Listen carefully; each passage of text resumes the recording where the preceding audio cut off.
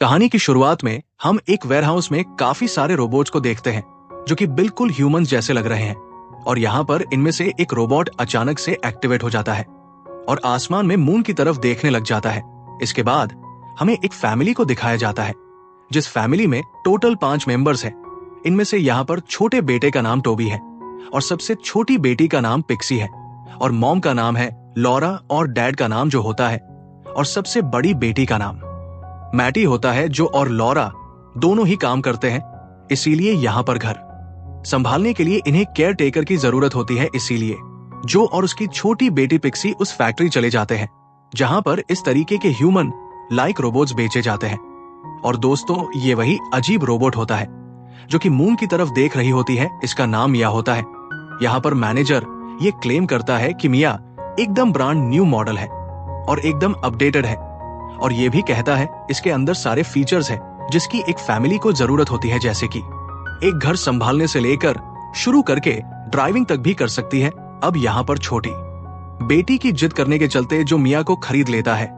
अब यहाँ पर हम लोग देखते हैं जाने से पहले मैनेजर जो को अलग से एक डॉक्यूमेंट पकड़ा देता है। यहाँ पर इस डॉक्यूमेंट में क्या है ये हमें आगे पता चल ही जाएगा। इसके बाद ये तीनों घर पर आ जाते हैं और यहाँ पर टोबी पहली बार मिया को देखता है और वो उसे देखता ही रह जाता है और इसी वजह से उसकी बड़ी बहन उसका मजाक भी उड़ाती है। यहाँ पर जो से लेकर शुरू करके सारे फैमिली मेंबर्स लगभग मिया के आने से काफी ज्यादा खुश है, लेकिन यहाँ पर लॉरा बिल्कुल भी खुश नहीं होती जो के इस डिसीजन को लेकर, क्योंकि जो ने लॉरा से बात किए बगैर ही मिया को घर पर ले आया है। अब लॉरा को यह लग रहा है मिया शायद उसकी एक रिप्लेसमेंट है, लेकिन यहाँ पर जो उसे अच्छी तरीके से समझा देता है वह एक रिप्लेसमेंट नहीं है, वो बस एक रोबोट है और मैंने बस इसे घर के काम करने के लिए ही खरीदा है। इसके बाद हम बड़ी बेटी मैटी के बॉयफ्रेंड को भी देखते हैं। अब यहाँ पर सिर्फ लॉरा ही एक बात नोटिस करती है। उसे पर्सनली ये लगता है मिया कोई आम रोबोट नहीं है। उसे ये लगता है मिया उसकी सारी बात समझती है और मिया के अंदर भी ह्यूमंस जैसे इमोशंस हैं। इसके बाद स्टोरी 5 हफ्ते पीछे जाती है जहां पर हम कुछ लोगों को देखते हैं और ये सारे बंधे रोबोट्स ही होते हैं, सिवाय एक बंधे को छोड़कर जिसका नाम है लियो। इनके बिहेवियर को देख के हम लोगों को समझ में आ जाता है ये लोग किसी चीज से भाग रहे हुए होते हैं। असल में दोस्तों, ये रोबोट्स बाकी रोबोट्स से अलग होते हैं। मार्केट पे जो रोबोट्स अभी मिल रहे हैं उन रोबोट्स के अंदर कोई भी इमोशंस नहीं होते, लेकिन सबसे ज्यादा इंटरेस्टिंग बात यही है सिर्फ इन 5 रोबोट्स में ह्यूमंस जैसे मोशंस डाले गए हैं। अब ये कैसे हुआ और क्यों हुआ वो हमें आगे पता चल ही जाएगा। Back to the story. अब इन्हें एहसास होता है इनका कोई पीछा कर रहा है, इसीलिए ये लोग अलग अलग रास्ते पर चल जाते हैं जहां पर हम लोग मिया को भी देख पा रहे हैं लियो के साथ। इसके बाद हम देखते हैं लियो और ड्रेक को एहसास होता है किसी ने उनके दोस्तों को पकड़ लिया है। ये शायद वही लोग हो सकते हैं जो उनके पीछे पड़े हुए हैं। अब यहाँ पर हम देखते हैं वो लोग मिया को पकड़ लेते हैं और यहाँ पर ड्रेक और लियो कुछ भी नहीं कर पाते। इसके बाद स्टोरी प्रेजेंट में आती है जहां पर हम लियो को देखते हैं जो मिया का फोटो लेकर उसे ढूंढ रहा है। हालांकि ड्रेक लियो को समझाने की कोशिश करता है शायद हम लोग मिया को कभी नहीं ढूंढ सकते क्योंकि मिया को जिन्होंने पकड़ा है वह लोग इलीगल पार्ट सप्लाई करते हैं। यानी कि अगर मिया उनके पास है तो अभी तक उन्होंने मिया के सारे मेमोरी को अपडेट कर दिया है या डिलीट कर दिया है। इसके बाद हमें एक ओल्ड साइंटिस्ट को दिखाया जाता है जिसके पास गवर्नमेंट से कुछ लोग आते हैं और इस साइंटिस्ट का नाम नील होता है। यहाँ पर ऑफिसर साफ साफ नील को समझा देता है आपके पास जो रोबोट है आपको उसे हमारे हवाले करना होगा और ये कोई रिक्वेस्ट नहीं है, ये एक गवर्नमेंट ऑर्डर है जिसे आपको मानना ही पड़ेगा। इसके बाद हम देखते हैं ये आदमी यानी कि साइंटिस्ट एक यंग रोबोट को अपने वार्डरोब में छुपाया बैठा था। इसका नाम ओडी था और ये पहली जनरेशन का रोबोट है और यहाँ पर हम लोग नोटिस करते हैं वो काफी ज्यादा खराब भी हो चुका है। इसके बाद हम फैमिली को देखते हैं जहां पर हम फिर से नोटिस करते हैं लॉरा मिया के ऊपर नजर रख रही है और उसे यहाँ पर फिर से लगता है मिया लॉरा की जगह लेने की कोशिश कर रही है, लेकिन मिया यहाँ पर लॉरा को अश्योर करती है कि वो सिर्फ एक एआई रोबोट है। वो बस इनके नीड के हिसाब से और उसके प्राइमरी यूजर के हिसाब से खुद को ढालने की कोशिश कर रही है। और यहाँ पर एक इंपॉर्टेंट बात मैं आप लोगों को बता देता हूँ, यहाँ पर प्राइमरी यूजर जो है यानी कि हस्बैंड है और बाकी फैमिली मेंबर सेकेंडरी यूजर है। इसके बाद हमें जॉन को दिखाया जाता है। जॉन मिया और लियो का दोस्त है। जिसे हमने उनके साथ जंगल में भागते देखा था, और एक नए कैरेक्टर को दिखाया जाता है जिनका नाम हॉब होता है। यहाँ पर हॉब वही बंदा है जो कि इनके पीछे पड़ा हुआ था, जिसकी वजह से ये पांचों जंगल में भाग रहे थे। इसके बाद हमें फिर से फैमिली को दिखाया जाता है, जहां पर हम लोग देखते हैं बड़ी बेटी मैटी मिया के ऊपर गन पॉइंट करके खड़ी थी। असल में मैटी मिया की बिल्कुल भी रेस्पेक्ट नहीं करती, क्योंकि उसे लगता है ये बस एक टीन का डिब्बा है जिसके अंदर कोई भी इमोशंस नहीं है। इसके बाद हम ओडी और नील को देखते हैं, जहां पर नील ओडी को ठीक करने की कोशिश कर रहा है, और यहाँ पर नील ओडी को आसानी से ठीक भी कर लेता है। इसके बाद हमें और एक इंपॉर्टेंट कैरेक्टर दिखाया जाता है जो कि एक पुलिस ऑफिसर है जिनका नाम पीट होता है। यहाँ पर हम पीट की वाइफ को भी देखते हैं जो कि फिजिकली डिसेबल्ड है, और यहाँ पर हमें पीट के चेहरे से साफ साफ पता चल जाता है पीट अपने रोबोट को बिल्कुल भी पसंद नहीं करता, यानी कि दोस्तों पीट भी वही चीज महसूस कर सकता है जो कि लॉरा कर सकती है। इसके बाद हम ड्रेक और लियो को देखते हैं जो कि अपने और एक दोस्त निस्का को ढूंढने के लिए आया है। अब यहाँ पर लियो एक क्लब के अंदर चला जाता है, और इस सीन को देखने के बाद हमें पता चल जाता है कि इन कामों के लिए भी रोबोट्स यूज किए जाते हैं। और यहाँ पर हम लोग निस्का को नोटिस करते हैं जो कि एक वर्कर बनके यहाँ पर छुपी हुई है। यहाँ पर निस्का को ये लगता है लियो उसे बचाने के लिए आया है, लेकिन जब यहाँ पर वो सुनती उसे यहाँ पर कुछ और देर रुकना पड़ेगा, क्योंकि लियो अब भी मिया को ढूंढ रहा है। एक महीने लगभग बीत चुके हैं लियो के ऐसी बातें सुनने के बाद निस्का को गुस्सा आ जाता है और वो यहाँ से चले जाने के लिए लियो को कह देती है। इसके बाद दोस्तों सीन शिफ्ट हो जाता है और हम जॉन को देखते हैं जो कि एक फैसिलिटी के अंदर है हॉब के साथ। यहाँ पर हॉब को जो फंड प्रोवाइड करता है वो हॉब को साफ साफ बता देता है कि तुम्हें और ज्यादा वक्त नहीं मिलेगा बाकियों को ढूंढने के लिए। हालांकि हॉब यहाँ पर उसे एश्योर कर देता है कि वो जल्द से जल्द जॉन के दिमाग से डाटा रिट्रीव करके बाकियों को ढूंढ लेगा। इसके बाद हम नील और ओडी को देखते हैं, जहां पर नील ओडी को मारने की यानी कि खत्म करने की कोशिश कर रहा है। हालांकि नील यहाँ पर ये कर नहीं पाता है क्योंकि वो ओडी को अपने बेटे जैसा मानता है।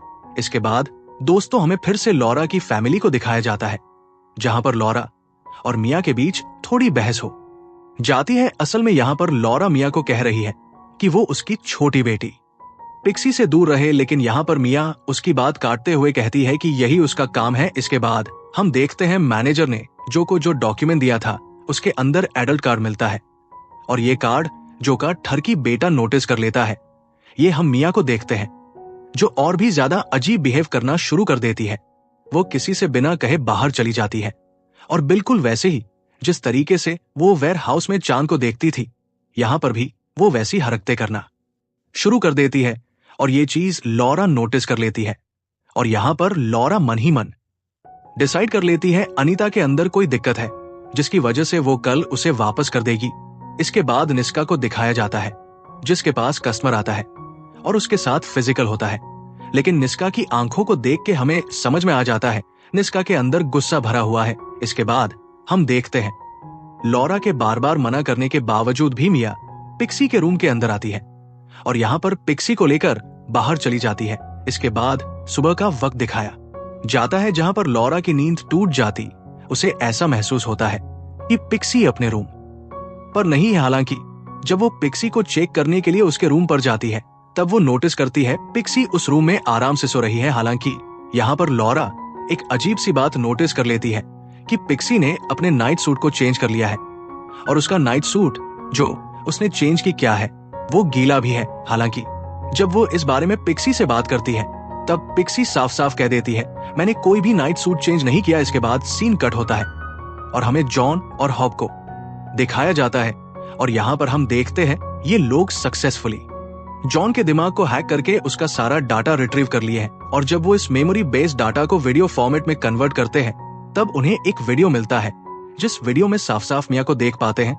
यानी अब हॉब को और एक नया लीड मिल गया है। इसके बाद हम जो की फैमिली को देखते हैं, जहां पर लॉरा नोटिस कर लेती है मिया ने अपने शूज को वॉश किया है। हालांकि जब ये लोग मिया को इस बारे में पूछते हैं तब मिया साफ साफ कह देती है रात में वो बाहर निकली थी चांद देखने के लिए, इसी वजह से उसके जूते गंदे हो गए। इसके बाद हमें दिखाया जाता है पीट के फैमिली को, जहां पर हम देखते हैं पीट अपनी डिसेबल्ड वाइफ का काफी ज्यादा ख्याल रखता है।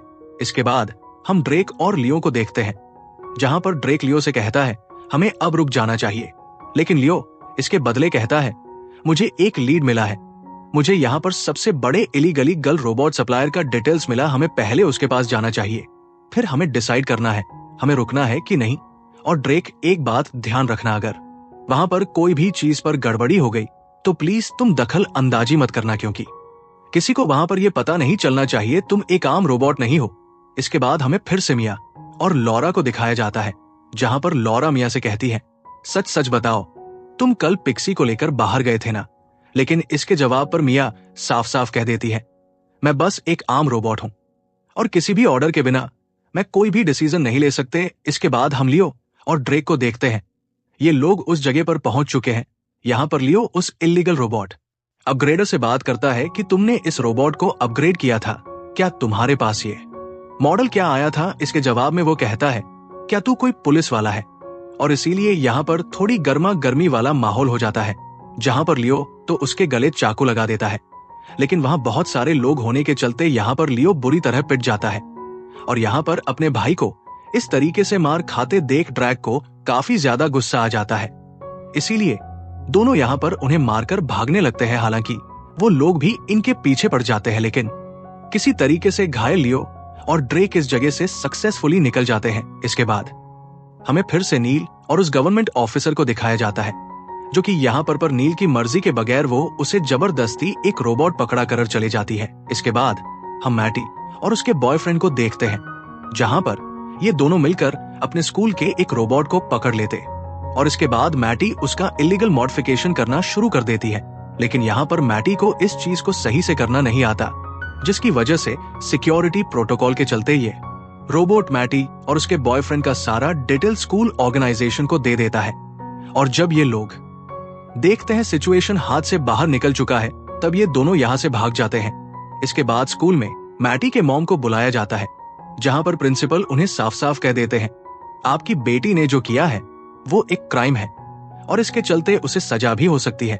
लेकिन लॉरा भी कोई कच्ची खिलाड़ी नहीं है, वो भी एक लॉयर है, इसलिए वो इस सिचुएशन को काफी अच्छी तरीके से हैंडल कर लेती है। फिर निस्का को दिखाया जाता है, जो काफी ज्यादा फ्रस्ट्रेटेड है। हालांकि रोबोट के अंदर को कोई भी इमोशन नहीं होता, लेकिन निस्का के अंदर इमोशन है, क्योंकि वो उन 5 रोबोट्स में से एक है जिन्हें अपग्रेड किया गया था। और यहाँ पर फंसे रहने के चलते वो काफी ज्यादा यहाँ पर चिल्लाना भी शुरू कर देती है। इसके बाद जो के बेटे टोबी को दिखाया जाता है, जो हमेशा मिया को ताड़ रहता। ये हम जो और लॉरा को देखते हैं, जो कि अभी मिया के बारे में ही बात कर रहे हैं। वो यहाँ पर जो को पिक्सी वाली बात बताती है कि मिया पिक्सी को बाहर लेकर गई थी और सिर्फ यही नहीं, मिया उससे झूठ भी आप बोलने लगी है। लेकिन ये सुनने के बाद जो हंसने लगता है और लॉरा से ये कहने लगता है वो बस एक रोबोट है और रोबोट झूठ नहीं बोल सकते। लेकिन यहाँ पर लॉरा का मन इससे भी नहीं भरता, उसे यहाँ पर लग रहा है मिया इनकी बात चुपके से यहाँ पर सुनने की कोशिश कर रही है। और जब वो मिया के पास जाती है तब वह नोटिस करती है मिया के हाथ पर एक स्पाइडर है, जिसे देखकर लॉरा काफी ज्यादा घबरा जाती है। इसके बाद हम नील और उसके नए रोबोट को देखते हैं, जहां पर हम देखते हैं नील की जिंदगी को इस रोबोट ने बिल्कुल जेल बनाकर रख दिया है। हाँ, ये रोबोट हमेशा नील के ऊपर नजर रखती है और उसे हर काम टाइम से करने के लिए प्रेशर करती है। फिर जब ये रोबोट चार्ज हो रही होती है तब वो चुपके से ओडी के पास जाता है और ओडी को यहाँ पर एक कमरे में छुपाकर जब वो बाहर निकलता है तब वो नोटिस करता है उसके पीछे फिर से वो रोब आ चुकी है। वो यहाँ पर नील से पूछती है आप इतनी रात को बाहर क्यों आए हैं, ये आपके हेल्थ के लिए अच्छा नहीं है। हालांकि यहाँ पर नील बहाना मार देता है मैं दरवाजा बंद करना भूल गया था। इसके बाद हम मिया को देखते हैं जो कि चार्ज हो रही है और यहाँ पर इसी चीज का फायदा टोबी उठाने की कोशिश करता है। यहाँ पर जब टोबी मिया के साथ कार्यक्रम करने की कोशिश करता है तब अचानक से मिया एक्टिवेट हो जाती है और ये देखकर टोबी काफी ज्यादा घबरा जाता है। यहाँ पर मिया कहती है सेकेंडरी यूजर प्राइमरी यूजर के परमिशन के बगैर एडल्ट ऑप्शन को एक्टिवेट नहीं कर सकती और अगर किसी ने जबरदस्ती करने की कोशिश की तब मुझे उसका रिपोर्ट प्राइमरी यूजर को देना ही पड़ेगा। और ये सुनने के बाद ही टॉबी ठंडा पड़ जाता है और वो कह देता है मैं बस हाथ का साइज ही नाप रहा था और कुछ नहीं। बाकी मिया के चेहरे को देखकर हमें साफ साफ पता चल जाता है वो सब कुछ समझ सकती है। इसके बाद हमको देखते हैं जिसके पास एक ठरकी बूढ़ा आता है अब यहाँ पर बुढ़े के चेहरे को देखकर ही निष्का को पता चल जाता है ये बुढ़ा शायद यहाँ पर पहली बार आया है, इसीलिए निष्का उसके इच्छा के बारे में उसे पूछता है। लेकिन यहाँ पर यह बुढ़ा काफी ज्यादा घबरा रहा हुआ होता है। वो यहाँ पर निष्का से कहता है, क्या तुम छोटी बच्ची जैसा हरकतें कर सकती हो? यानी कि दोस्तों ये बुढ़ा एक PDF फाइल है, यानी ये बुढ़ा कोई अच्छा इंसान तो नहीं है। और ये चीज निष्का को पता चल जाता है, इसीलिए निष्का इस बुढ़े को मना कर देती है इस तरीके की हरकतें करने के लिए। लेकिन बुढ़ा यहाँ पर भड़क जाता है। वो उसे कहता है, मैंने तेरे लिए पैसे दिए हैं। और निष्का अपने असली रूप पर आ जाती है। यहाँ पर वो इस बुढ़े के गले को पकड़ लेती है और रूम के अंदर ही दम घोट के इस बुढ़े का काम तमाम कर देती है। फिर उसने इसी बुढ़े के कोट को पहना और उस कोट को पहनकर वह सीधा बाहर चली जाती है। हालांकि ओनर उसे रोकने की कोशिश करती है, लेकिन वो ओनर के ऊपर ही चाकू लगा देती। यहाँ पर इस औरत की फट जाती है जब वो नोटिस करती है निष्का अपने ट्रांसमीटर को अपने नेक से बाहर निकाल रही है, यानी कि अब निष्का को कोई भी ट्रैक नहीं कर सकता। और यहाँ एपिसोड एंड होता है। अगर आप आगे के एपिसोड देखना चाहते हैं तो कमेंट करके जरूर बताएं। वीडियो को आखिर तक देखने के लिए आपका बहुत बहुत धन्यवाद।